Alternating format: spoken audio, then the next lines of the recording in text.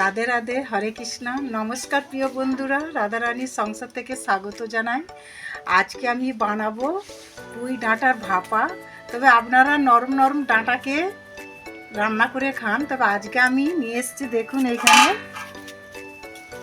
এই বুড়ো অংশ ডাঁটাটা নিয়ে এসেছি, মানে শক্ত।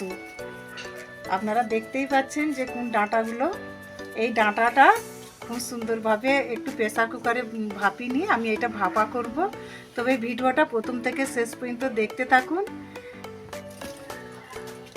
তবে আমি এইটা কিভাবে সাইজ করছি দেখুন। এইভাবে ছোট ছোট করে এর ছালগুলোকে আমি ছাড়িয়ে নেব। তবে এর ভাপা খুব সুন্দর লাগে, গরম গরম ভাপা আর গরম গরম অন্ন দিয়ে খাওয়া হয়ে যাবে।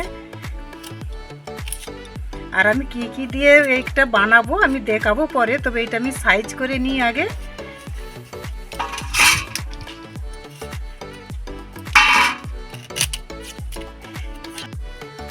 এখানে দেখুন বন্ধুরা, আমার এখানে সব পুঁই শাকের খোসাগুলো ছাড়ানো হয়ে গেছে। তো খুব সুন্দরভাবে ছেড়ে গেছে খোসাগুলো। এখানে আমার পুঁই শাকটা কাটা হয়ে গেছে। আর এখানে আমি দুটো আলু দিয়েছি লম্বা লম্বা করে। আর এখানে দেখুন আমি এই ছোলার ডালটা দিয়ে ভাপা করব। তবে ছোলার ডালটা আমি কোনো রকম ধুয়ে নিয়েছি। তবে আমি এখন এই প্রেসার কুকারে দিয়ে দেবো।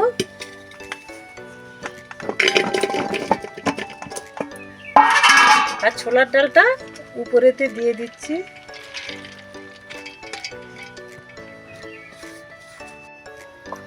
এখানে আমি প্রেসার কুকারের মধ্যে আমি একটু লবণ দিয়ে দিচ্ছি।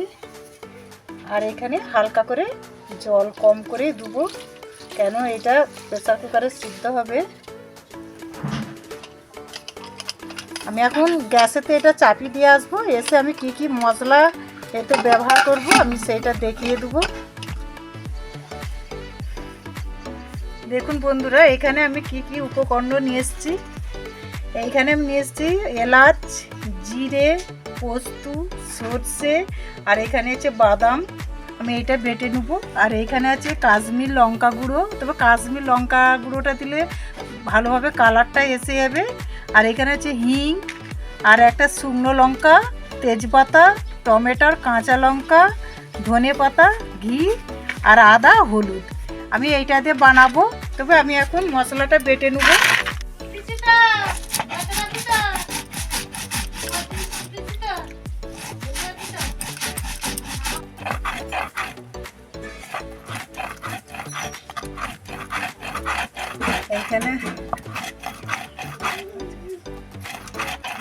এখানে আমার মশলাটা বাটা হয়ে গেছে খুব সুন্দরভাবে।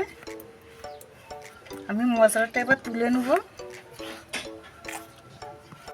দেখুন বন্ধুরা, এখানে আমার প্রেসার কুকারে পুঁই ডাঁটাটা সিদ্ধ হয়ে গেছে। তবে এখানে আমি কড়া উনানে চাপিয়ে দিয়েছি। কড়ার মধ্যে দিয়ে দেবো তেল। তবে আপনারা পারলেন সরষের তেলে তো ব্যবহার করবেন। আমি আজকে সাদা তেলটা দেওয়া হচ্ছে।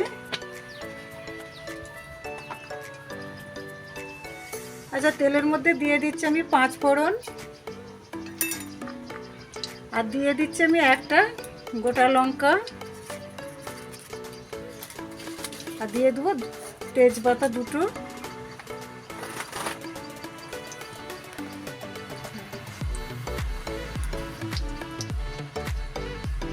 আর এখানে আমি হিংটা নিয়ে এসেছি। এখানে পরিমাণ মতন আমি হিং একটু দিয়ে দিচ্ছি। দেখুন আপনারা সবজি অনুযায়ী হিং দেবেন, নাহলে কিন্তু গ্যাস ছাড়বে একটা হিঙে। আমি এটা গরম তেলেতে দিতে হবে। দিয়ে দিচ্ছি গরম তেলে হিং।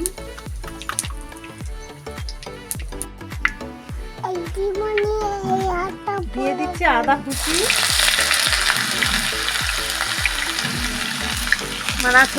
আর দিয়ে দিচ্ছি লঙ্কা, গোটা লঙ্কা। এটাকে ভালো করে আমি আদাটা একটু লাল করে নেব। আর এইখানে দেখতে পাচ্ছেন আমি কাশ্মীর লঙ্কাটা নিয়ে এসেছিলাম। আমি দিয়ে দিচ্ছি তেলের মধ্যে, যাইতে কালারটা খুব সুন্দরভাবে এসে যায়। দেখুন কালারটা খুব সুন্দরভাবে এসে গেছে। আর দিয়ে দিচ্ছি আমি টমেটো কুচি। আর দিয়ে দিচ্ছি ধনে পাতাও। আর আমি দিয়ে দিচ্ছি জল সামান্য করে।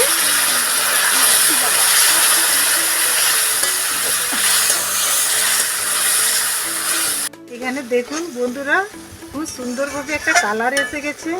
মানে মশলাটা দেখেই মনে হচ্ছে যে একটু খাবো, খুব দারুণ লাগছে মশলাটা। আর এখানে মশলা থেকে তেলটাও সরে গেছে। আমি দিয়ে দেবো হলুদ,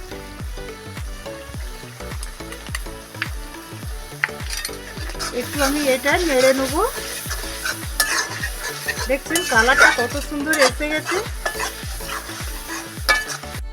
এখানে খুব সুন্দরভাবে তেলটা সরে গেছে। আমি যে মশলাটা বেটে রেখেছিলাম, তবে মশলাটা আমি তেলের মধ্যে দিয়ে দেবো।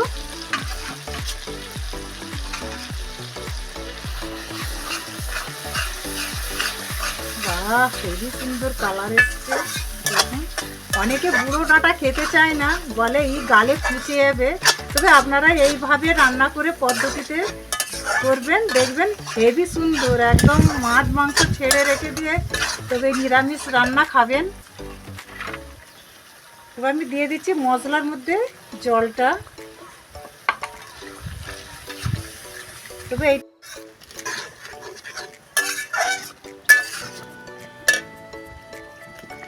এখানে আমি দিয়ে দিচ্ছি স্বাদ মতন চিনি।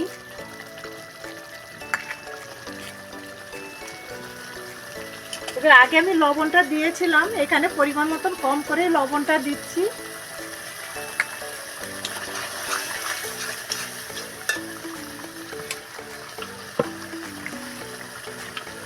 দেখুন বন্ধুরা, এখানে আমার প্রেসার কুকারে আমি এটা সিদ্ধ করে রেখেছিলাম, দিয়ে দেবো কড়ার মধ্যে।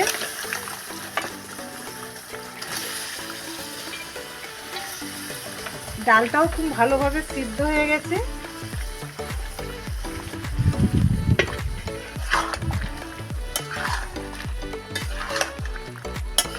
এখানে দেখুন আমি জল কিন্তু নেয় খুবই কমই ব্যবহার করেছি। তবে আমি এটা বেশি নয়, আমি 5 মিনিট এটা চাপা দিয়ে রাখবো। আর দেখছেন এখানে কালারটা খুব সুন্দর এসে গেছে। আমি 5 মিনিট পরে খুলে দেখাবো এটা। এইখানে আমার 5 মিনিট হয়ে গেছে। আর দেখুন ভাপাটা কিন্তু আমি জ্বালুন একদম দিই না উনানে, একদম বসে বসে ভাপাটা হয়েছে খুব সুন্দরভাবে। দেখুন এখানে এমন কালারটা কি সুন্দর এসে গেছে। তবে আমি এর উপরে দিয়ে দেবো একটু ঘি। দেখছেন এখানে আমি ঘি দিয়ে দিচ্ছি এখানে।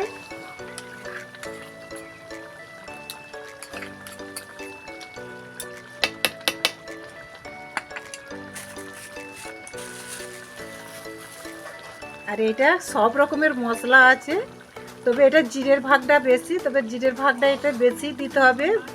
গুঁড়ো ডাঁটাতে আমি দিয়ে দিচ্ছি মশলা গুঁড়ো। এখানে সব মশলা দেওয়া হয়ে গেছে, তো আমি একটু নেড়ে নেব।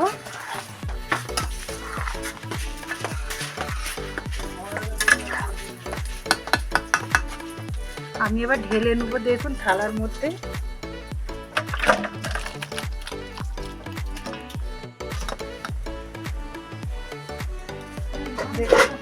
দেখুন বন্ধুরা, এখানে আমার এই ভাপাটা হয়ে গেছে পুঁই ডাঁটা। এটা মনেই হবে না যে পুঁই ডাঁটার ভাপা। কত সুন্দরভাবে সিদ্ধ হয়ে গেছে। আর কালারটাও দেখছেন, এখানে ভাপাটা মশলাটা একদম গাঢ় গাঢ় হয়ে গেছে। তবে আপনারা এইভাবে এই ডাঁটাটা রান্না করে খেয়ে দেখবেন আর আমাকে কমেন্ট করে জানাবেন যে কেমন লাগছে। তবে এই পুঁই ডাঁটার ভাপা যদি ভালো লাগে, লাইক কমেন্ট শেয়ার করবেন। হরে কৃষ্ণ।